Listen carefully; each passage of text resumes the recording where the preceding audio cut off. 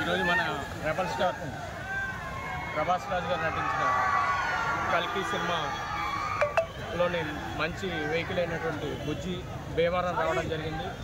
అది మా coastal city centre mall Bhimavaram రావడం ఇక్కడ ప్రజానేకాన్ని అందరినీ చాలా సంతోషం కలిగించింది.